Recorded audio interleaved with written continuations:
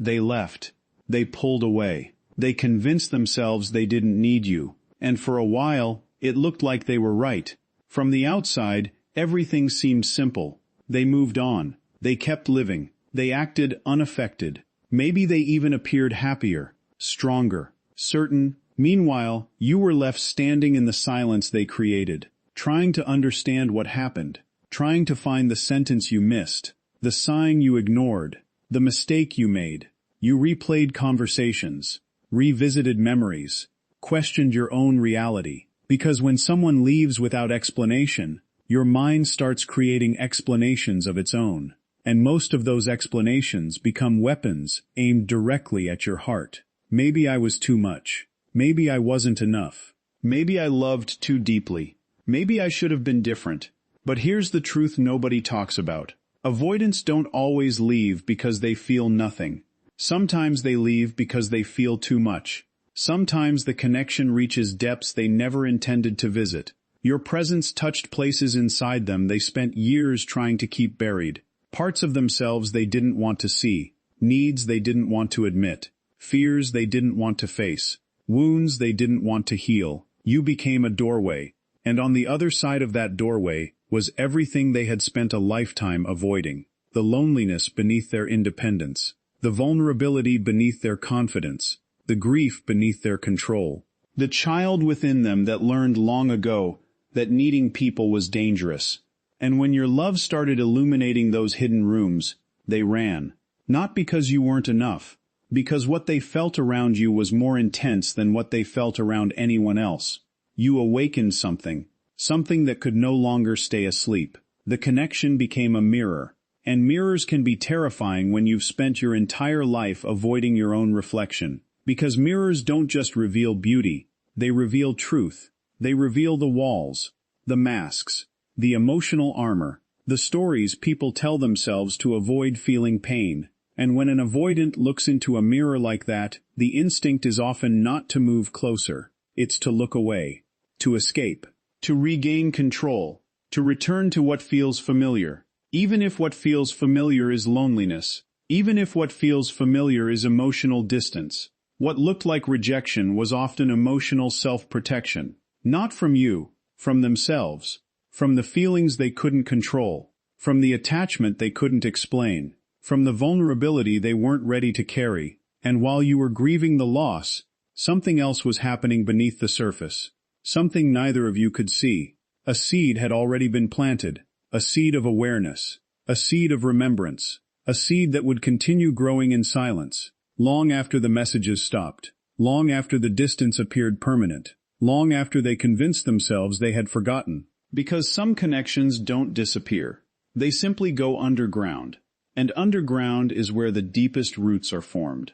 The very connection they ran from becomes the connection that quietly changes them. The mirror they avoided becomes the truth they cannot escape. And one day, often when they least expect it, they begin to realize something. You were never the problem. You were the invitation. The invitation to feel, to heal, to awaken, to become someone they were too afraid to become when you first appeared in their life. Most people come and go. Conversations fade. Faces blur. Memories dissolve. Time has a way of softening details. Names become distant echoes. Moments become fragments. Entire chapters of life slowly disappear into the background. But some people leave something behind. Something deeper than memory. Something deeper than thought. Empaths leave fingerprints on the soul, not because they are perfect, not because they try harder, but because they connect differently. While others listened to respond, you listened to understand. While others noticed behavior, you noticed emotion. While others saw words, you saw what was hiding beneath the words. You paid attention to the pauses, the hesitations, the changes in energy, the emotions concealed behind forced smiles. You sensed storms before they arrived. You felt sadness before tears appeared. You noticed shifts within them before they noticed them themselves. And that's exactly why they can't forget you. Because people rarely forget someone who made them feel deeply understood. Even if they spent years pretending it didn't matter. Even if their pride refuses to admit it. Even if their mind keeps trying to rewrite the story. The heart remembers what the ego tries to erase. An avoidant can ignore feelings, suppress attachment, distract themselves, fill every empty moment with work, entertainment, goals, routines, and endless noise. They can convince themselves that moving on means healing, that distance means freedom, that forgetting means growth. But beneath all of that activity, something remains untouched. The nervous system remembers. The soul remembers. The body remembers. Because the body keeps records the mind cannot delete. It remembers safety. It remembers comfort. It remembers emotional resonance. It remembers the rare feeling of being accepted without conditions, seen without performing, loved without proving, understood without explaining. For someone who has spent most of their life protecting themselves from vulnerability, that experience becomes unforgettable. Not because it was dramatic, but because it was rare. Very few people ever make them feel truly seen. Most relationships operate on the surface. Roles, expectations, masks, transactions. But with you, something different happened. You reached beneath the performance, beneath the carefully constructed identity, beneath the defenses. You saw the person hiding underneath, the exhausted soul behind the strength, the fear behind the independence, the loneliness behind the self-sufficiency, and for a brief moment, they experienced what it felt like to stop pretending. That experience leaves a mark, even when they walk away, even when they deny it, even when years pass, because once someone experiences emotional depth, surface-level connections begin to feel strangely empty, and that memory becomes dangerous. Not dangerous because of you, dangerous because it exposes what is missing. Every new connection is unconsciously compared to the one they walked away from. Every conversation is measured against a feeling they can't quite recreate. Every relationship reminds them of something they once had but failed to understand. They meet people, they date, they socialize, they continue living, yet something feels absent, something feels incomplete. Not because nobody else is valuable, but because genuine soul-level connection cannot be easily replaced. Depth cannot be substituted with distraction. Presence cannot be substituted with attention. Understanding cannot be substituted with attraction. And slowly, the certainty they once felt begins to crack. The confidence behind their decisions starts to weaken. Questions emerge where answers once existed. Silence becomes reflection. Reflection becomes awareness. Awareness becomes regret. And regret begins whispering where certainty once lived. It arrives quietly, in late-night thoughts, in unexpected memories, in moments when life finally becomes still, and suddenly they begin to understand something they couldn't understand before. The person they left behind was never just another connection. You were the rare mirror that reflected who they truly were, and some part of them knows they may spend years searching for what they once found naturally in your presence. Life has a strange way of teaching lessons that people refuse to learn willingly. At first, it is patient. It whispers. It sends small signs, moments of discomfort, moments of reflection, moments that invite a person to stop running and look inward. But when those invitations are ignored, life becomes louder. The lessons become impossible to avoid. And eventually, the distractions stop working. The endless busyness, the constant movement, the carefully curated routines, the emotional escapes, all the things that once kept uncomfortable feelings buried begin losing their power. What once felt like freedom starts feeling like emptiness. What once felt like control starts feeling like isolation. The emotional walls that seemed so necessary no longer feel safe. They feel like a prison. The independence they once worshipped starts feeling lonely. The silence becomes louder, not because the world has changed, because there is no longer enough noise to drown out what has been waiting underneath. And one day, usually when they least expect it, they realize something uncomfortable, something that shakes the foundation of everything they believed. The problem was never the connection. The problem was their fear of it. For years they told themselves a different story. They convinced themselves they left because something was missing, because the timing was wrong, because they needed space, because they weren't ready, because the connection wasn't right. But eventually those explanations begin to crumble. and beneath them sits a truth that has been waiting patiently all along. The connection wasn't the threat. Intimacy was. Vulnerability was.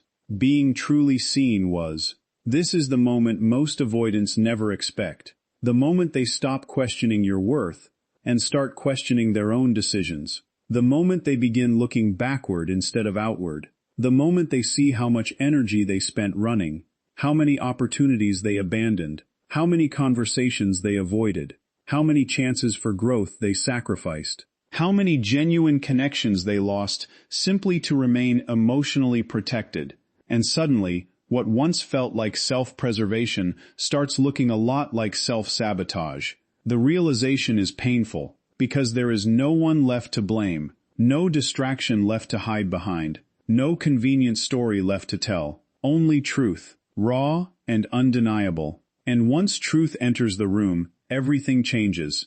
Suddenly, the person they rejected begins appearing everywhere, in memories, in dreams, in quiet moments, in songs, in random thoughts, in places they least expect. A certain laugh reminds them of you. A certain conversation reminds them of you. A certain feeling reminds them of you. Not because they are trying to think about you. Because unresolved truth has a way of resurfacing.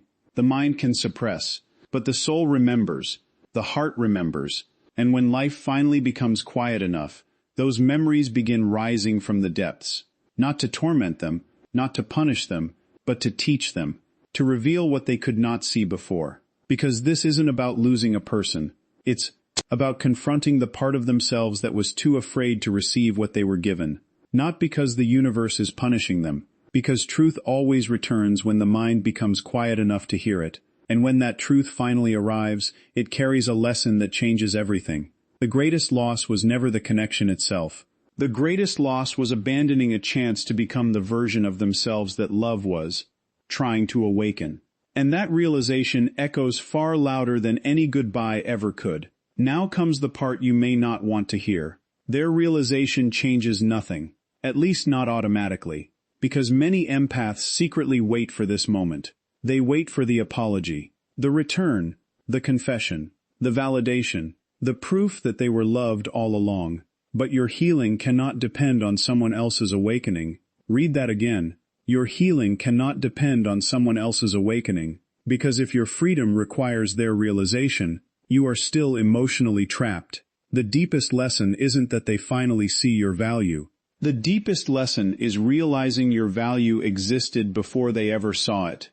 You were worthy when they rejected you, worthy when they ignored you, worthy when they left, worthy when they forgot, and worthy now.